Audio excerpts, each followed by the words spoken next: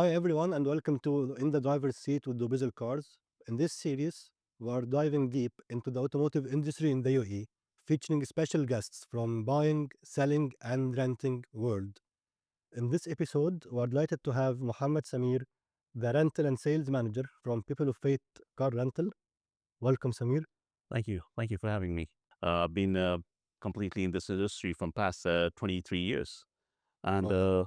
yeah, and some people, they call it like, it's like a legend of being in that long in that same Now, industry. People of Fate itself, it's been in the market here for around 3 years For a now. good 4 years. Four For a years. good 4 years, yes. We started in 2019 November, and then we started basically with our grants in 2020 January. Uh, Was it born here or you expanded to the UAE? it was born here. Yes. Interesting. But the name itself is quite interesting. The Pupil of Fate. Like, Mm. what's the story behind it? It's actually a traditional name, probably to be based as a brand name for a purpose where we probably thought people will recognize it and they'll be lured to know and explore extraordinary luxury cars.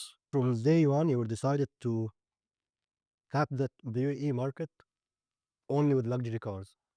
Definitely with this very vision that we would like to actually introduce ourselves in a luxury car rental market as a very much true uh, fortunes for car rentals. What made you guys decide start a luxury business where the Dubai itself as a city is packed with luxury, whether car rentals or cars for buying and selling? So what made you decide this move? As you said, Dubai is actually focused and destined to actually be a destination where luxury is kind of the trend. And this is the mission. That's where the trend is falling. We saw that there's definitely a big demand, a huge share of car rental market. But when it came to the luxury car rental market, there were some loopholes which we've probably thought, this is where we can come in and fix them. And those, so far we've been very successful and blessed to actually been going with our plan. You picked a very interesting point. So given that I've been in the industry for 23 years now, starting a business 4 years ago, when you looked at People of Fate launching it, what's one thing you thought is outdated in the car rental industry in the UAE and you wanted to avoid this and start something else? You know, what we saw was that there was a luxury car rental market there. Definitely, there were certain luxury car rental fleets, some very extraordinary fleets as well, which were there already in the market. But the real true taste of actually having a luxury car rental was missing. The part of quality, maintaining those cars, that service to be given to those elite clientele was missing. And this is where we thought, you know what, we can fix this. So that's how we came into form. I think a misperception is always there that the bigger your fleet is, the more challenging it will be to maintain the fleet and servicing the cars. However, with a smaller fleet, like what fleet size are we talking about here? We are actually at the moment 100 plus. Yeah, 100 versus thousands when it comes to the economy car rental. Which one do you think is harder to manage? Both the businesses have their challenges. When it comes to luxury, the risks are higher, but then again, the returns are more pleasing as well. So I think people think if it's a smaller fleet, like a fleet of 100 cars, it might be easier to maintain and to manage. But from my understanding, you still find it challenging to maintain those cars and having them serviced all the time. Over the time, since we have started, we have faced some challenges, especially when it's related with the insurance of having those cars, done, especially in this very market. And then, the maintaining part when it comes to, high end cars, the the major factor is of like, having the cars done in the right time. So that was missing because we had the issues of getting these cars whenever there was like any sort of breakdown. The spare parts were like very hard to be found. So most of the times, whenever a car had such kind of technical or mechanical issues, they used to like be standing in the garage in the agencies they belong to for a good period of time. Probably we have faced certain cars being even hanged for over a year. So this is something a big challenge that we have faced. But then that's the that's the price you pay for having luxury cars. On a scale of 1 to 10, how scared would you be renting out a super luxury car? Uh, to be honest, I can't use the word scared because that's the fun of it. Like we are into this business, so we are there to enjoy this business, and like as I've spent so much time with in this industry, I love it every moment. The only scary part is like you're not giving your car to the right people. That's the only scary part. Otherwise, the rest all is good. If I want to dig deeper and see what kind of audience do you attract or do you chase, how would you define it? I must say, like, it's 50-50 both sides. It's local and international both sides. Like, we have a lot of foreign customers, clients, obviously, who are always looking for, especially hypercars, or high-end luxury cars that they have never driven back home, Hmm. or probably they never had seen them. They have always probably, uh, thought about them, or probably having the feel that the ride of it. So, yeah, it's like 50-50 of both sides. Is it more of a fun ride? A fun ride for sports cars, Okay. and you can say more of like luxury ride for luxury cars. 'Cause it's been a while that I've been hearing this non-stop from different dealers, whether in the luxury space or the economy space. So many people now, before owning a car or buying a car, they tend to rent it out for some short time before deciding if they go for it or not. Do you face this in the luxury space? Well, the trend is there. This is how it's formed, and this is also is probably one part of the module of our business. Where like people who have never driven or tried those cars would like to first like try them and have that satisfaction of having those performance or luxury cars. So they do take the cars from us for a certain period to first buy them, and then decide whether they want to go with that very model or not. But are you seeing any shift in the consumer behavior from owning a car versus renting it? Like will we seeing people moving away from owning cars anytime soon and just relying on rentals? Oh, this is a very interesting question. To be honest, this has been always a case, a scenario where we have been uh, quite distinct from normal vehicle to the luxury side. I'll give you a recent example. One of our clients, like highly to lower car, Hmm. probably had his last car, a Bentley Continental, sold, and then he came to us. He wanted to try the Bentley GTC for a certain period. So surprised. I'm like, why would you sell a same model car and then probably try it? He's like, the issue what I found over here, because mostly they come over here, they try for a certain space of time, certain cars, and then this is the mode that they get, probably lured of it because of the new phase or something that is more exciting, and they would like to jump to some other cars. But what he said, what he found out, what he figured out before not to purchase another luxury car was like, the depreciation value was incredible.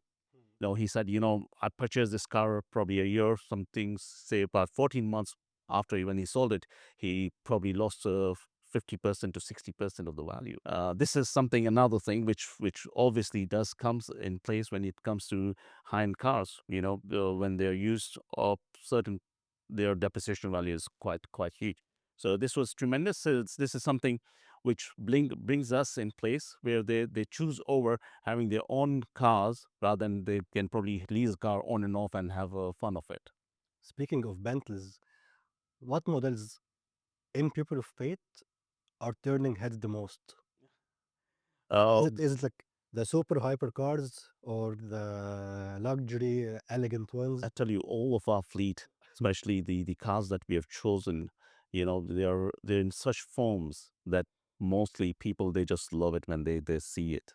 Uh, be it from luxury to any hypercars. But yeah, hyper is always the sports cars. The version is always something which does to turn your heads on.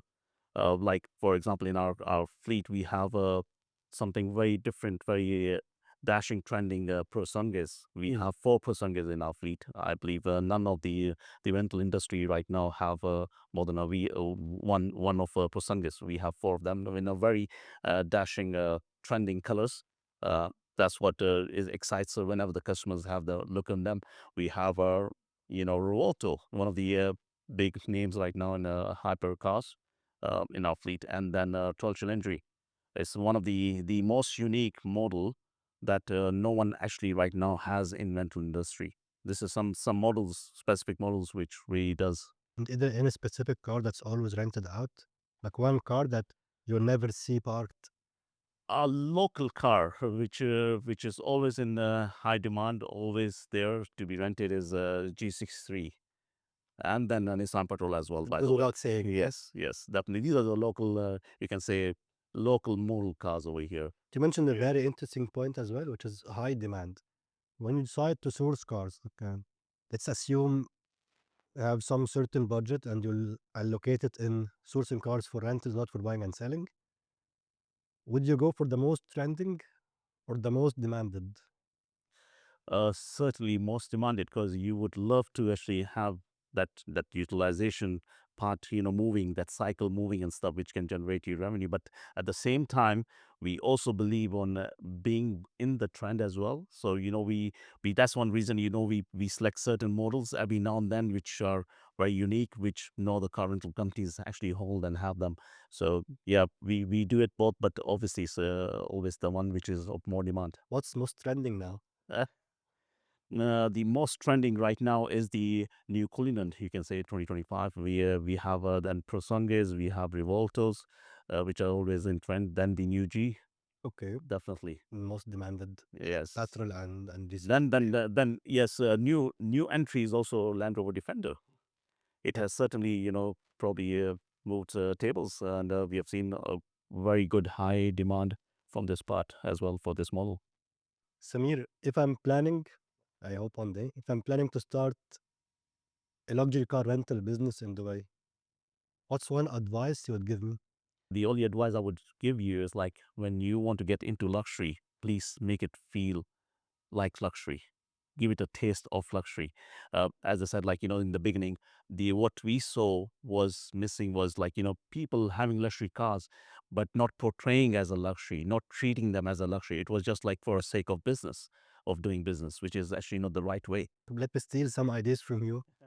When you say let it feel or make it feel like luxury, how do you do it? How do you make Well, end users feel this is a luxury car rental you business? have to present a luxury in a way that you just don't show them that this is luxury. You have to treat the customer as giving them that luxury, How do you that do it? comfort of luxury. You have to make sure what you first a what you're providing them what they are asking for, from luxury part of view, from super part, hyper part, the performance, whatever they require, something with comfort, they require something with power.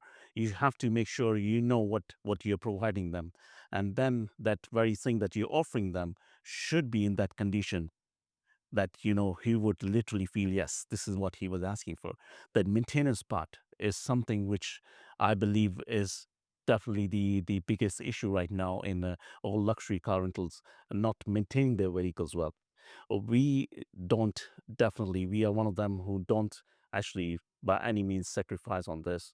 There is no question, no doubt that any vehicle of ours, has any kind of its issue, has to be holded till that issue is fixed, no matter how minor it is. Do you tend more to deliver the cars to the end users or you want to show off and let them come to your showroom? We will love to do that. That's one reason, in between, we actually even introduce, like, having coffee with our clients, like, welcoming them and letting them have a taste of, feel of what exactly they're getting into.